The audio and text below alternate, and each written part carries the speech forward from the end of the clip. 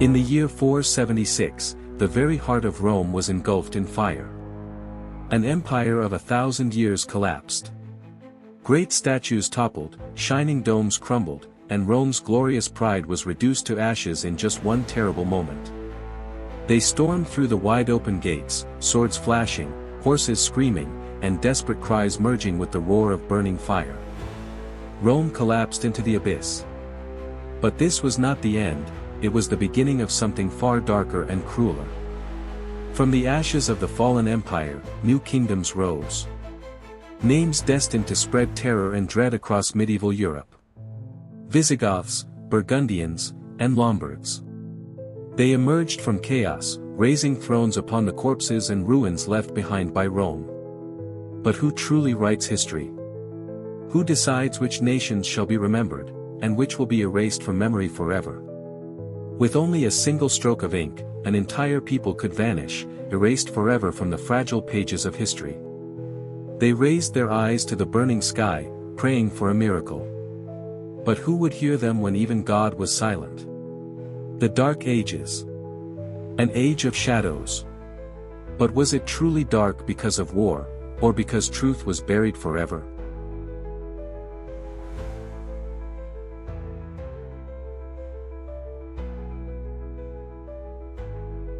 Visigoths, once the destroyers of Rome, built a new kingdom upon the legendary lands of Hispania, forging their destiny. Toledo, the shining capital, stood tall with soaring walls and banners. The beating heart of a newborn empire. They had kings and nobles, warriors and laws, and a sacred code carved to prove their strength and unity.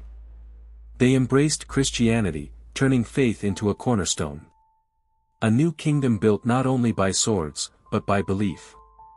But in 711, from the southern sands, darkness advanced. The Moors came forth, bearing fire, iron, and unyielding conquest. War erupted across Iberia. Toledo shook with thunder. The Visigothic kingdom trembled beneath the unstoppable might of invaders. In a few short years, a mighty kingdom collapsed, fading from existence as though it had never truly lived.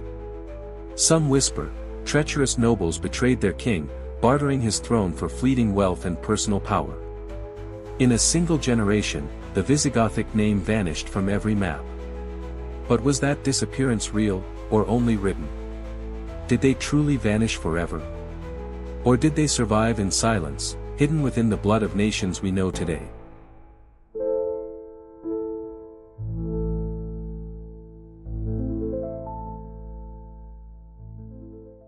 In misty valleys of the Rhone, the Burgundian kingdom rose, ruling lands that would become France and Switzerland. They had kings, nobles, and laws to govern. A proud dynasty shining like a beacon in Europe's darkness. But glory is fragile, and betrayal lurked in silence. Shadows always wait behind the walls of every throne. Official history claims they were conquered. But legend whispers, their palace collapsed in one single night of blood. Blood spread across the stone floors, steel clashed in chaos, and screams echoed through the endless darkness of night. The throne collapsed. The court turned to fire. An empire perished within one horrifying moment of betrayal.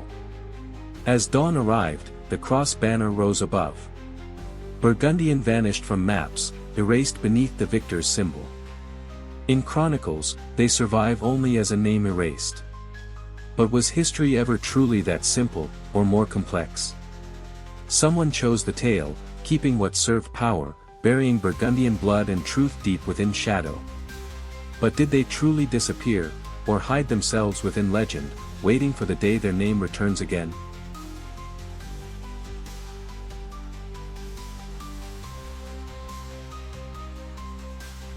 The Lombards were more than warriors. They brought families, crossing mountains and rivers, searching for a new homeland. On this long journey, they forged bonds unbreakable, turning suffering into strength, and hope into the will of survival. They abandoned their homes, leaving burning ruins behind, carrying only memories, and sacred vows sworn to endure forever. At last, they reached Italy, once the heart of Rome, and planted their banners firmly upon its ruins. From shattered ruins, they built strongholds, turning the legacy of Rome into the very foundation of their kingdom. Pavia, their capital, thrived with bustling markets and crowded streets, becoming the shining center of Italian power.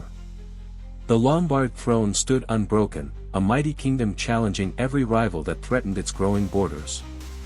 They established laws, built their royal court, and dreamed boldly of an empire destined to last 1,000 years.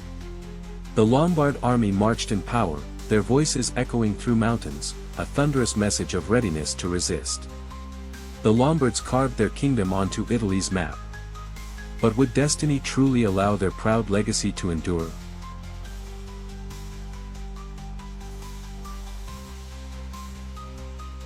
Then came Charlemagne, a storm of steel rising from the northern horizon, carrying ambitions to conquer all of Europe. The Frankish army marched in order, disciplined and mighty, a tidal wave of warriors descending upon Lombard lands. The Lombards stood on their walls, preparing for battle. They knew survival itself hung upon this final struggle. The clash exploded with fury. Steel screamed against shields, horses thundered, and the earth trembled beneath countless soldiers. The Lombards resisted desperately, but Frankish waves advanced without mercy, crushing their hopes and grinding them into despair. As Pavia drowned in fire, the Lombard throne trembled violently, collapsing under the weight of Charlemagne's relentless conquest. Charlemagne's triumph was not just a battle won, it was the final ending of an entire people. When the Frankish cross banner rose above Pavia, the name Lombard was erased forever from the maps of history. But did they truly vanish forever, or survive, cloaked in silence, blending among the victors to endure unseen? History declares the Lombards disappeared. But perhaps the truth was buried deliberately beneath the victor's ink and pen.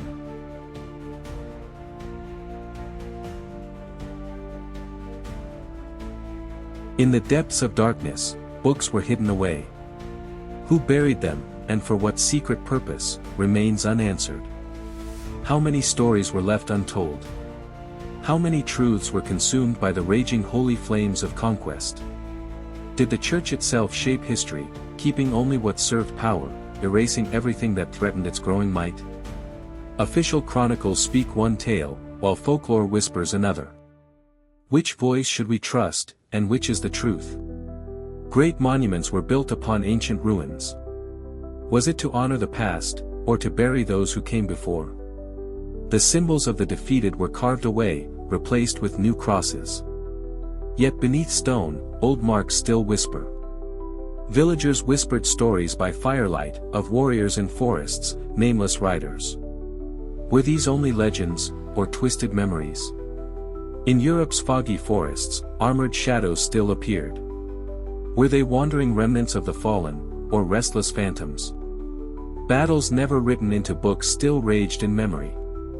Is history truth entire, or just fragments chosen to remain? History, written by victors, hides behind ink. How much truth have we ever truly seen, or will ever know?